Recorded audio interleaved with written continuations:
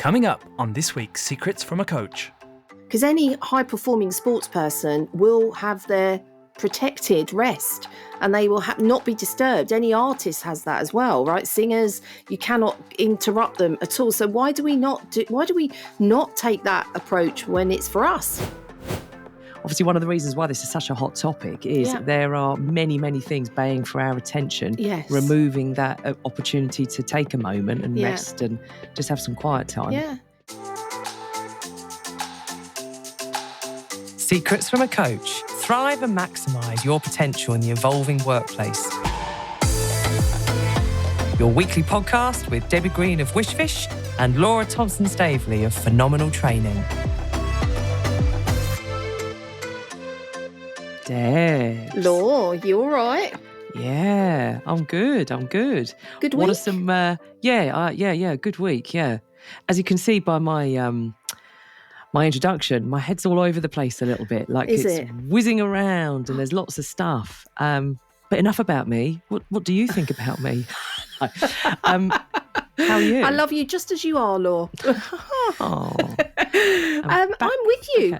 Thank you. I'm with you on that. It just feels like I know the 25th of December, which is the time we're recording this, does not shift in the calendar. But for some reason, it creeps up and it's there before you know it. So juggling so much stuff and thinking, when am I ever going to stop for a moment? I just it's gone out the window. But I'm not alone because loads of people are saying the same thing. Wow. Yeah. Or counting down the days to their time off or something like that. So, yeah, rest is a bit of a weird word, I think. It is. And so this is the second in our third-part mini-series that we called Slow Down to Go Faster. And I think what's interesting about rest, and I'd love to hear your thoughts, Debs, on, from your perspective as a coach, what do you hear in the coaching space? Why is it important? What are some tips that we can deploy ourselves? And what does that mean then to kind of bring moments of planned rest with your team? Yeah. I'll tell you a metaphor or analogy or a parallel that I always have in my mind. I remember hearing someone run a session once and they were saying how if you were an athlete, it would be an expected part of your professional maintenance to rest and recover.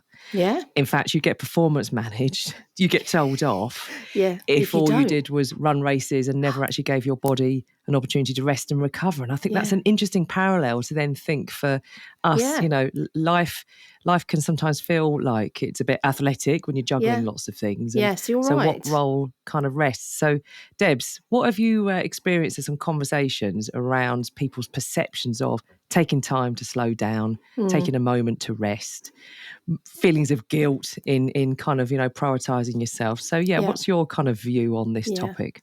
Well, all of the above, actually, Laura. And it's like, it shouldn't be a surprise that we do need to rest. I love that link to athletes because any high-performing sports person will have their protected rest and they will not be disturbed. Any artist has that as well, right? Singers, you cannot interrupt them at all. So why do we not take that approach when it's for us? How do we adopt rest as a radical act and enable us to build in some what we call some still points that enable us to just tiny intentional pauses? And I think I was coaching somebody yesterday actually that loves being busy. And is very good, as they said, at multitasking. And what they explained was in an hour, they have a call and then the call might finish, I don't know, half an hour, 30 minutes. They've got 30 minutes before their next one. But instead of just stopping and pausing, taking a moment, drinking their cup of tea while it's hot, they whiz off and put the washing on because they're working from home. They whiz off and they do a quick 20-minute session in their in-house gym. And it's like they don't ever stop. And they were saying about energy depletion and feeling burnt out. And I go, oh my God, I was tired listening to them because they don't make the use of the pause as well as they could. So that was their tiny intentional pause was one of their actions they took away. And I've already had a message to say, a cup of tea without multitasking has made such a difference. Because we're not born to multitask. No. We're not born to do that. I did a bit of geeking off on Google. Did you? on Google. Oh, okay. But I did do it via the New Scientist site. So it was a of proper course, very proper. login. Yeah. Absolutely. Yes. So chuck a bit of Proper. money at it to hopefully get the proper stuff. And what happens to the brain when you take that pause? So, I'm sure you've got brilliant ways of sort of explaining it, but I think just viewing your brain as an absolute part of your body rather than this invisible thing that's there. And by slowing it down, you're reducing all of the energy that's going to your amygdala, which is your threat detection center. Yes. So it just sort of pours oil over kind of, troubled waters and just that Nice. power of a breath and taking a moment. Yeah. And if I sort of transfer into this world of health, into the world of health and safety, Yes. leadership development, that stuff over the years, when you do a root cause analysis of things that have gone wrong and either led to unpleasant or disastrous outcomes, yes, there's a lot of culture stuff and there's a lot of maybe systemic stuff that isn't right. Yeah. But a lot of the times someone was having a bad day and they were rushing and they didn't think things through and they just acted and something didn't go particularly well. And there'll be all sorts of other reasons as to why so it's not kind of blaming the person that made the mistake. But often these things happen, accidents happen when your eye's not on the ball and you're dashing from one thing to another. Yeah. And I think sometimes drawing parallels from different worlds, like the world of sports, like the world of incidents and accidents. Yes. If you sort of take those parallels from those worlds and bring them into the little day-to-day right now, then it just helps bring a bit of confidence to think, actually, I'm more harm if I dash from one thing to the other. And if I'm about to have an important conversation, rather than blurting out something that could potentially require years to mop up the impact of like an offhand comment might have, then just taking that moment of rest. That's really a good point. I think, stillness, therefore, is a luxury. It's not a luxury, I should say, but it is a life support machine. It's a bit of a system that helps us build our lives better. You made me think, actually, Law, that if you were going for surgery and you found out that your surgeon had been running around like a lunatic and started to multitask before you went under the anaesthetic, I wonder how comfortable you'd feel about that, knowing that he had so many bits of stuff going on. Surgeons are the same, right? They prepare themselves. They do whatever they need to do. They don't go from one op to another op to another op. They take a pause in between so they can be on their best. And that's why I think stillness is not a luxury. It's a life support system. But what stops us from translating that into our work world, where we're just as important in doing the jobs we're doing? We may not be saving lives, but we could be saving lives. But why do we not take those absolutely intentional pauses? Because then if we can then operate at our best. And it's just a bit of a juxtaposition as to, but, and guilt, and all of that plays into it. Whereas if you say to someone, I give you permission to stop, it's really a weird feeling for somebody. Like the person I was coaching yesterday, it was just, let's just sit quietly, let's just take an intentional pause and just breathe. And we sat there for about 3 minutes and I could see the relaxation, the calmness come over them. So they were then ready to step into the conversation we were about to have about their life. So not a small conversation, but it was really interesting to create that pause for them as well. Ooh. So the gift, rest is a radical act. The reason why it might be quite radical is that you might be in an industry or a profession where that isn't the done thing when you look around. Yeah. If we just take a bit of a strategic couple of levels up, there are plenty of industries and sectors where you'd get sacked if you were seen to not take a rest. Rest isn't a sign of weakness. I love that expression. It's not a luxury, it's a life support machine. So it enables you to come from a position of strength rather than I can't handle stuff, I need a rest. Yes. I guess from a proactive point of view, better to have little bits of rest rather than your body give you a full and total breakdown. Absolutely. To force it upon you. And I know, that's a topic that's really close to a lot of our hearts. Yeah. And And I guess from a practical point of view, in that moment, if your body is a machine, you're giving yourself a chance just to reboot and reset. So from a performance point of view, you're likely to perform at a higher level, higher quality level as a result of taking that rest. Yeah, definitely. Because I think, and I love that. If there's something I wrote down when we were doing this, honour your human battery. You're not a machine. You're built for you're not built for constant output, and rest restores clarity, creativity, and compassion. Makes sense, right? Love it. So, yeah. Love it. Debs, let's now explore in the day-to-day hurly-burly, particularly at the time of recording. This is, traditionally a very busy time of year with lots of things ending and beginning and celebrations and lots of stuff kind of going on and pressures and all those things that sort of need to be dealt with. So let's have a look at some practical things that people have said to us or we've observed can then help recharge your human battery.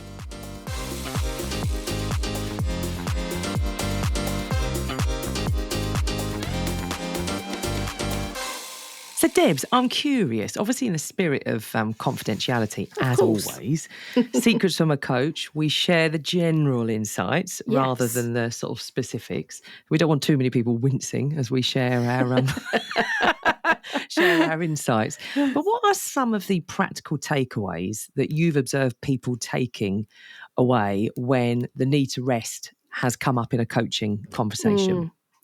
I think the reframing of it has been the one thing that's made the biggest difference around treating rest as a decision rather than a reward, because you don't have to, in inverted commas, earn the right to rest. You can choose to stop, I think, and then, as you said before, you crash, because it's an act of courage, but it's also an act of self-preservation, self-leadership, self-awareness. So I think that reframing it from I've earned it to it's a decision I'm making because I know I need to. And just that small shift in the language we tell ourselves has really helped people make the most of their time when they rest. And there's an organisation we work with really closely that are very good at enabling people not to eat at their desks. That's one of their ground rules of working.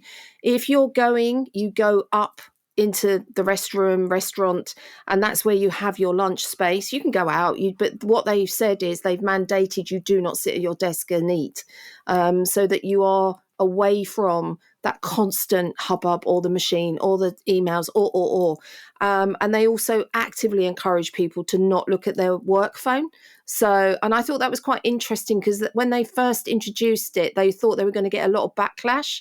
But because it became the company, there's only, I think, 200 people in the organisation, but because it became the norm, it was accepted that that's okay to do that. So better productivity, better performance, happier employees, just by doing that. But the leader role modeled it. So I think that was the other thing, because sometimes we see leaders say, yeah, let's do that, and they don't do it. So that puts people on edge to think, well, if they're not doing it, maybe I can't. Because I'm now going to be different. So, yeah, I think it was a conscious effort by everybody, and the difference it's made is huge. Two reflections. First off, I just had a little humorous vision in my mind of my surgeon sitting there eating her pot noodle, checking her phone whilst rummaging around. Yeah. Oh, is that a noodle? So, there again, industries you work with where you've got to have a pristine environment in order to do your best work. So absolutely. I think that's just made me chuckle. Yeah. An interesting reflection, I went along to a thing that was at my daughter's senior school last week, and sitting next to a parent with whom their child is one school year above me. Right. And above my daughter. And that was the year that they introduced the no phones in school ban. Ah, okay. So my daughter went into her senior school and that was just the new norm. Obviously, there were 6 years of kids kicking off going, why can't we have our phones? Yeah. But actually, the parent of the child who's 1 year older said, yeah, they were all a bit up in arms for the first couple of weeks, but actually it's just created this peace playfulness. Yes. Yeah. So the kids are quite happy with it because it's fair, because no one is allowed No one is allowed it. their phone. So I think that's been quite interesting. Just you mentioning about mobile phone. Obviously, one of the reasons why this is such a hot topic is there are many, many things baying for our attention, removing that opportunity to take a moment and rest and just have some quiet time. Yeah, because it gives you back your brain power, really, and moves you away from being distracted, like you said, because our brain was not set up to be a multitasking brain. It just wasn't. It was set up to do one thing, then a next thing, and then the next thing. We've just got very good at juggling loads of different things, and it's just fascinating how we've learned to adapt. But if you go back to the natural world, they only do one thing at a time. So why do we not take lessons from nature? Because you love your lessons from nature, right? Yeah. Maybe not from a panda. Maybe not the panda, but no. So I wouldn't necessarily copy the ones that the extinct animals would. Can you imagine that going into organisations? Be more dodo. Oh no, maybe not. I love that. But multi-generational working is a big topic for so many organisations now, which is why it really interested me about when the school culture was sort of bigger than the individual kids. They all want their phones. Actually, as long as there's fairness, as long as everyone is got the rule, then you sort of over time, you just got to sort of crack on with it, and then it becomes the norm, and then actually people quite. It just becomes what we sort of do from a peace point of view. And of course, that was inspired by you saying about you got a client with whom they've put those cultural kind of norms in. What else would be some practical things to inspire us from a personal point of view to look for moments of rest? I think there's two things. It's being able to say no with love. Because if we say yes, it costs us our energy. So, and every no we say protects it. So declining a request with kindness is a gift to yourself, both present and your future self. So, but we find it really hard to say no to people because we want to please them. We want to do, again, there's 101 reasons why we don't say no. But actually, it's about being able to practice that no in a nice way, where you can go, no, not right now. And I know, some of the work that we did last year and the beginning of the year was around enabling people to say no, but keep the relationship, saying yes to the person, but no to the task. And I think that's the bit that maybe we need to practice a bit more so that we can say no with love and kindness. Love that. So reframe, rest is not a luxury, it's a life choice. Yes. And if you were a surgeon, what would the expectation be around eating your pot noodle, checking your phone out whilst doing your role? Yes. So be more surgeon. Don't do that. Yeah, be more surgeon. Less dodo, more surgeon. Lovely. Yes. And then the second one around saying no with love. Yes. Love that. And then Debs hit me with a 3. I know, I've got you your 3, Law. I managed to put that in there for you. Give me that dopamine hit. Go on, Debs. It's asking, notice what nourishes you versus what numbs you.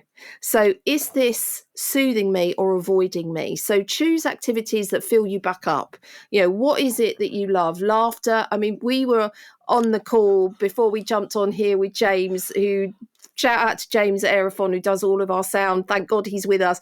We just did not stop laughing. And it was just that it's a nourishing feeling to be able to laugh. And I think things like that, music, movement, anything like that. So it's do the things that don't drain you further. So is this soothing me?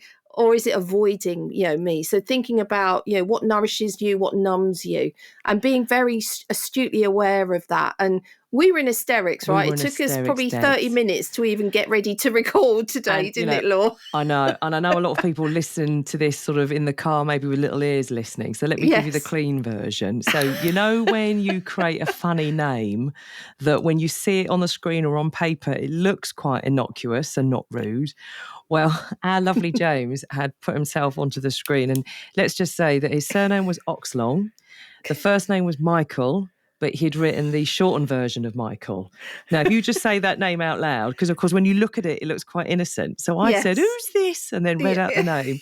We were howling with laughter. We were. But and I think that's what's interesting, Debs, when you say about nourish rather than numb. actually that 30 seconds of properly wheezing with laughter is a rest to the system. It is. Yeah, absolutely. Yeah. And you're filling it with things that are joyful and just make you change your state. And why would we not do more of that? Yeah. Why would we not? I don't know, but it would really help. It really would. And I also appreciate that there is a lot of feeling like people are treading on eggshells and tiptoeing round because of fear of upsetting people. So maybe the takeaway action for this wouldn't be give yourself a rude name on your next Teams call. No, that's not the action, unless you want to, yeah. No. But maybe not. That could be career limiting. Yeah, but the intention of looking for opportunities to rest, and rest doesn't mean just silence. It could be just a bit of a break from what you're doing at the moment, just to reset the energy. Yeah. Debs, I'd love to now take it from a team point of view. So what can one person start to bring into a team environment, whether you are the formal manager or you're a culture architect, so someone within the team, and you want to make some good influence. So I think that'd be really interesting to look at. Rest as a radical act, and now let's bring that up to a team perspective.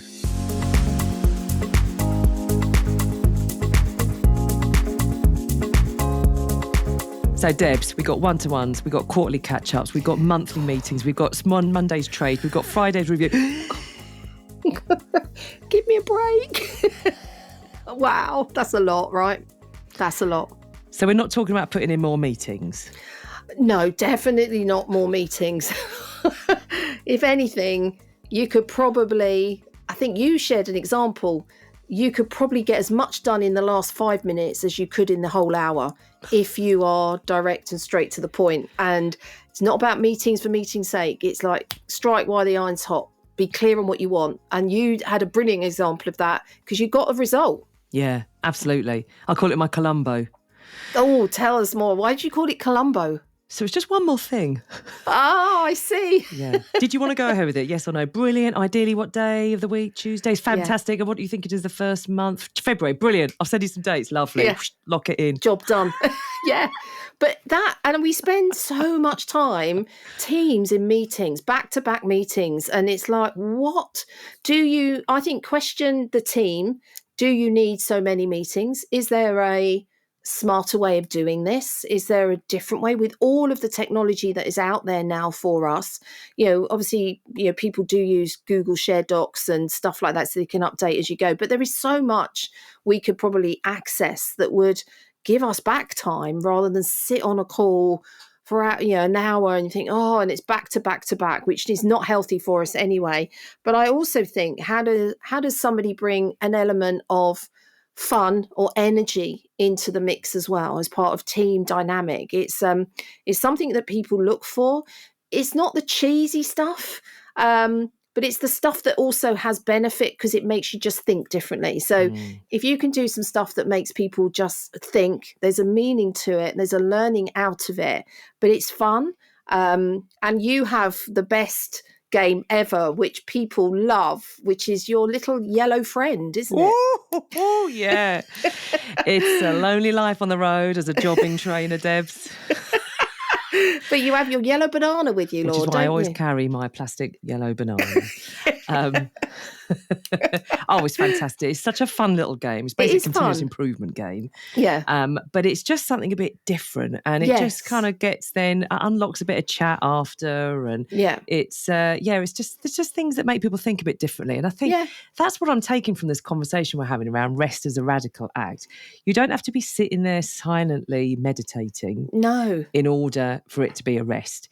It could be working with someone that you never normally work with. So let's say you're running team meetings and it's either a face-to-face or it's virtual. Can you put in a bit of a breakout room just to mix things up? Yes. Where you purposefully mix up people that don't tend to work with each other. Yeah. And rather than it being embarrassing and awkward, this is what I've learned over the years, give people something to do. Yes. So if you're there and it's an in-room, have 3 starter for 10 questions up on the slide, or give people a couple of questions to go into a breakout room. because the natural extroverts will dominate it. The natural introverts will feel a bit, what are we doing? So it just helps sort of set the field a bit. Yes. And then sort of, so mix things up a bit, maybe have something as a bit of an attention grabber at the start and something at the end. Yeah. And just to mix things up, I think. So, Yeah, and just then keep that's it. it's an opportunity to take a rest from the day-to-day chores. Yes. And yes, you can do a bit of peaceful reflection at the start, even just saying to the team, should we take a deep breath in, deep breath out? Right, let's go round. How's your week been? And just even that little tiny 30-second action can just, because when humans breathe in sync, that's the deepest level of rapport. Yeah, wow, that's amazing. But we can create that. And as a team leader, manager's leader, you can do the same thing. I probably wouldn't recommend it if you're doing a massive town hall because people go, what the hell?